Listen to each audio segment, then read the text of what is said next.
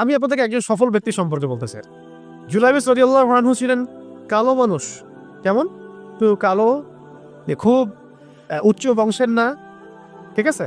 খুব উচ্চ বংশের না, খুব সুদর্শন না, খুব লম্বা না, খাটো টাইপের মানুষ, একটু বেঁটে টাইপের মানুষ।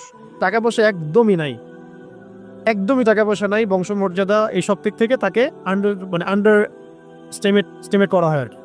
এমনকি ফিজিক্যাল স্ট্রাকচারও তারা আমাদের অনেকের মধ্যে সুদর্শন। তার অবস্থা কেমন? নবী সাল্লাল্লাহু আলাইহি ওয়াসাল্লামের সাহাবীরা অন্য হাদিস থেকে বলেছেন যে নবী সাল্লাল্লাহু আলাইহি ওয়াসাল্লাম মসজিদে যেতেন, মদিনায় মসজিদ নববীতে যেতেন, রাস্তার পাশে তিনি পড়ে থাকতেন।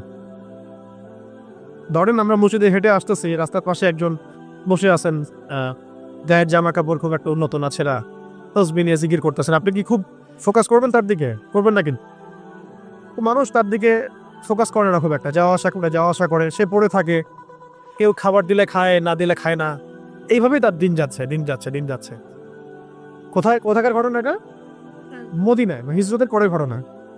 সাহাবীর নাম জুলাইবিস রাদিয়াল্লাহু আনহু। খুব উচ্চ বংশের না, অর্থবিত্ত নাই। বারবার বলছি, আমি রিপিট করতেছি কেন? বিকজ এটা আপনাদের সাথে অনেক অনেক সাইকোলজিক্যালি মিলবে বিষয়টা অনেকের সাথে, এবং এটা আমাদের খুব ভালো করে জানাও দরকার। একদিন নবী সাল্লাল্লাহু আলাইহি ওয়াসাল্লাম তাকে বললেন যাওয়ার সময়, হে জুলাইবিস, তুমি কি বিয়ে করবা? প্রশ্নটা কি? খুব মজার আলোচনা না এটা আমাদের কাছে, অনেকের কাছেই। হে জুলাইবিস, তুমি কি বিয়ে করবা না? প্রশ্নটা এরকম ছিল, হে জুলাইবিস, তুমি কি বিয়ে করবা না?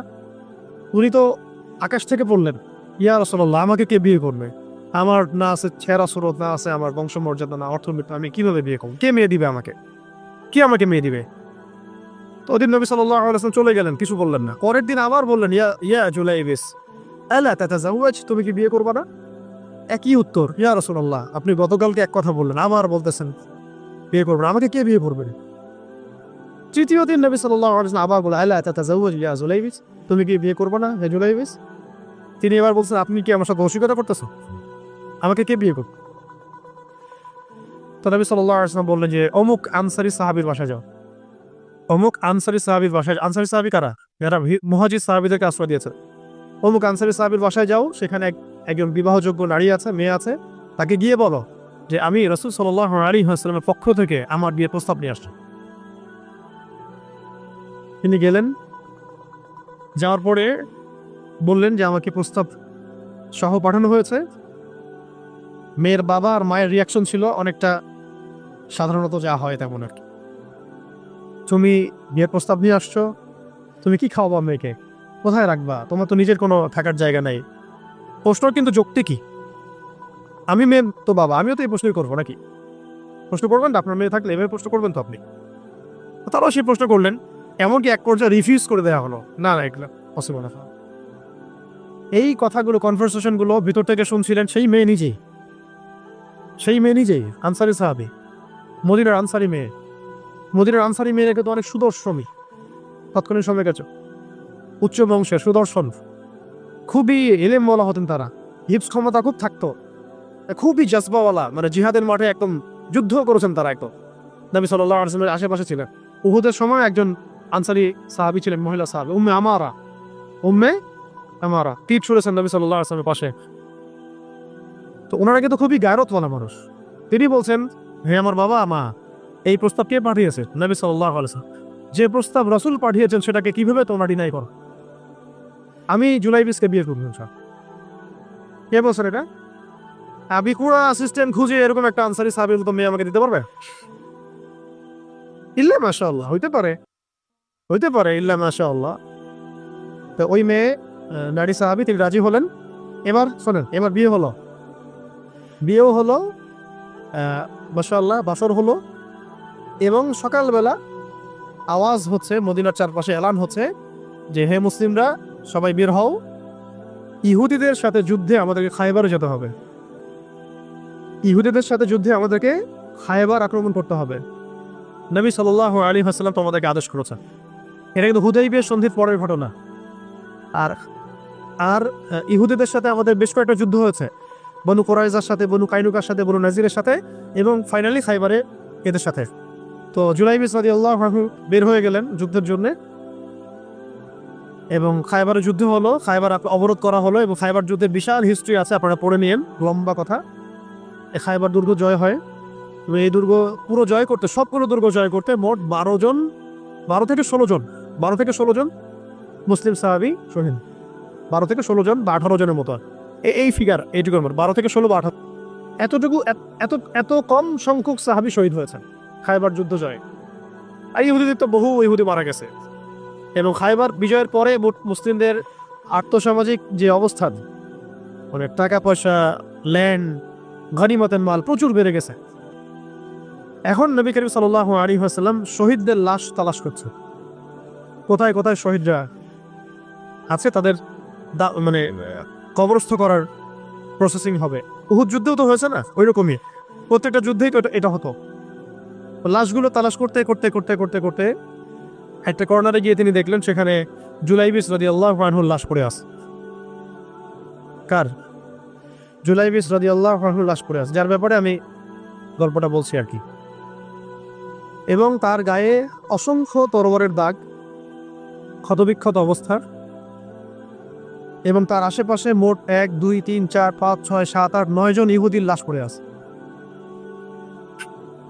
ছোট সাহাবী, বলেছি আকৃতিতে ছোট, খুব উঁচু বংশের না, অর্থ সম্পদ কম, দেখতে সুন্দর না, গতকাল বিয়ে করেছেন, কেউ তাকে বিয়ে দিতে যাচ্ছিল না। তার এক পাশে কয়জন ইহুদির লাশ, তার পাশে 9 জন ইহুদির লাশ পড়ে আছে, মাঝখানে তার লাশ ক্ষতবিক্ষত অবস্থায়। এই অংশটুকু আপনারা করে নিয়েন, পড়লে আরো ভালো ফিল করবেন, একা একা পড়লে আরো ভালো ফিল করবেন। নবী সাল্লাল্লাহু আলাইহি ওয়াসাল্লাম নিজে তার কাছে গেলেন। হাদিসের মধ্যে আসছে, সিরাতের কিতাবের মধ্যে আসছে, নবী সাল্লাল্লাহু আলাইহি ওয়াসাল্লাম নিজে তার কাছে গেলেন। যাওয়ার পরে তার যে মাথা, সে মাথার পাশে নবী সাল্লাল্লাহু আলাইহি ওয়াসাল্লাম বসলেন। বসার পরে নিজের হাতে জুলাইবিস রাদিয়াল্লাহু আনহুর চেহারা থেকে এরকম করে ধুলাবালিগুলো সরান। নবী সাল্লাল্লাহু আলাইহি ওয়াসাল্লাম তার গা থেকে রক্তগুলো আমাদের নবী সাল্লাল্লাহু আলাইহি ওয়াসাল্লাম মুছলেন, আদর করলেন। চুলগুলো ঝাড়লেন। দৃশ্যটা চিন্তা করেন, তার চুলগুলো তিনি ঝাড়তেছেন, চেহারা থেকে রক্তগুলো মুছতেছেন। কে?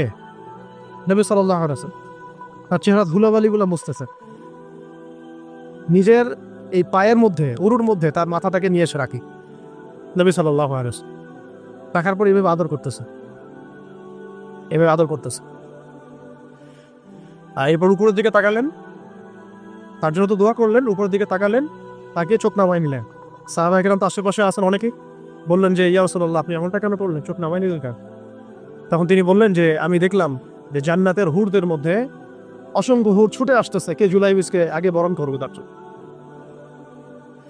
তিনি নিজে কাঁদলেন, জুলাইবিসের জন্য নিজে কাঁদলেন, নিজের হাতে তাকে এভাবে উঠালেন। তিনি ছোট মানুষ ছিলেন। এরপর 2 হাত দিয়ে তাকে উঠালেন, উঠায় নিজের হাতে তাকে দাফন করলেন। দাফন করার পর তিনি বললেন, ইয়া জুলাইবিস, হে জুলাইবিস, আনতা মিন্নি ওয়া আনা মিনক, তুমি আমার অংশ, আমি তোমার। হে জুলাইবিস, তুমি আমার, আমি তো। হে জুলাইবিস, তুমি আমার, আমি তো। এই কথাটা বললেন কে? নবী সাল্লাল্লাহু আলাইহি ওয়াসাল্লাম। আর আপনাদেরকে আমি সাফল্যের মানদণ্ড কিভাবে বুঝাবো? এর বাইরে কোনো ভাষা নেই আমার কাছে। সাফল্য বলতে কি বুঝান? এই সিস্টেম সাফল্য বলতে কি বোঝায়? এই ওয়ার্ল্ড অর্ডারটা সাফল্য বলতে কি বোঝায়? এই বস্তুবাদী জগৎটা আমাদেরকে সাফল্য বলতে আসলে কি বোঝায়? সাফল্য বলতে বোঝাচ্ছে ইমান। সাফল্য হলো ইমান, বিশুদ্ধ আকীদা, বিশুদ্ধ আমল, আল্লাহর আনুগত্য, রাসূলের আনুগত্য, দুনিয়ার জীবনে মুসাফিরের মতো থাকা, যতটুকু প্রয়োজন ততটুকু সন্তুষ্ট থাকা, একজন নেককার স্ত্রী, সুসন্তান সন্ততি, আদর্শ একটা পরিবার, হালাল একটা রিজিক, বাস।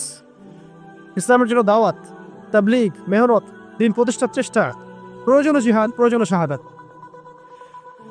আর কি আছে সাফল্য বলতে? এরকম সাহাবী একজন নয়, কিন্তু এক একজন সাহাবী সম্পর্কে এক একটা করে কথা বলা যায়। হানজালা রাদিয়াল্লাহু আনহুর নাম শুনছেন? হানজালা রাদিয়াল্লাহু আনহু, তিনিও বিয়ে করেছেন একদিন। তার পরের দিন সকালে উহুদের যুদ্ধে গিয়েছেন। 70টা আঘাত সহ্য করেছেন, বলা হচ্ছে কিতাবের মধ্যে 70-80টা আঘাত তার দেহে ছিল। শহীদ হয়েছেন। উহুদ যুদ্ধে যখন সাহাবীদেরকে দাফন করা হচ্ছে, তখন নবী সাল্লাল্লাহু আলাইহি ওয়াসাল্লাম দেখলেন হানজালা রাদিয়াল্লাহু আনহুর লাশটা ভেসে আছে, বাতাসে ভেসে আছে, এবং লাশটাকে পানি ঝরতেছে। সাহাবীরা জিজ্ঞাসা করলেন, ইয়া রাসূলুল্লাহ, এটা কেমন, এটা কিভাবে হচ্ছে? তখন নবীজি বললেন যে হানজালা গত রাতে বিয়ে করেছে, গোসল করার সময় পায় নাই, সে সকালবেলা চলে আসে যুদ্ধের মাঠে, ফেরেশতারা তাকে গোসল দিচ্ছে, এটার পানি পড়ছে, আমরা দেখতে পাচ্ছি। সাফল্যের সঙ্গে আসলে কি? আল্লাহ পাক আমাদেরকে আসলে দুনিয়ার হাকিকত বোঝার তৌফিক দান। কিছু কিছু আইডিওলজি আছে যেটা আপনার ভিতর চলে আসলে বাকি সব ঠিক হয়ে যাবে। এইগুলোর যদি ভিতরে ঠিকমতো না বলবৎ হয়, আপনাকে আমি ডালপালার ক্রাইসিস সমাধান, ওয়ার্ল্ড অ্যাফেয়ার্স, ইকোনমি এইসব বুঝে দিনের দিকে হেদায়েত দিতে পারবো না।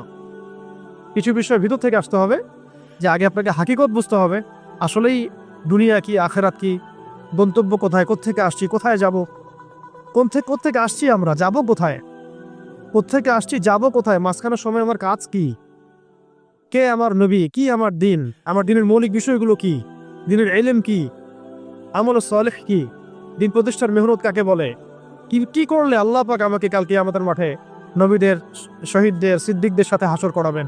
এটা হলো সাফল্যের মূল কারণ। এর মানে এই না যে দুনিয়াতে আমরা কিছুই করব না, ব্যবসা করব না, আমরা চাকরি বাকরি করব না, আমরা মানে মুআমালাত মুআশারাত করব না, বিষয়টা তো এমন নয়। কিন্তু কথা হচ্ছে আমাদের মূল উদ্দেশ্যটা কি হয়।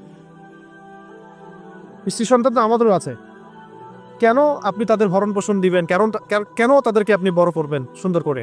বিকজ তারা আপনার জন্য রিজিকের অংশ, তারা আপনার জারিয়া, তাদের উপর আপনার হক আছে, আমার উপর তাদের হক আছে। যার যার হক আমি কেন আদায় করবো? আল্লাহর সন্তুষ্টির জন্য, আল্লাহর সন্তুষ্টি অর্জনের জন্য সব কাজ করা, রাসূলের তরিকায় সব কাজ করা এবং হালাল খেয়ে কাজ করা, এগুলো আমাদের সবাইকে যত দ্রুত সম্ভব এগুলো ঠিক করে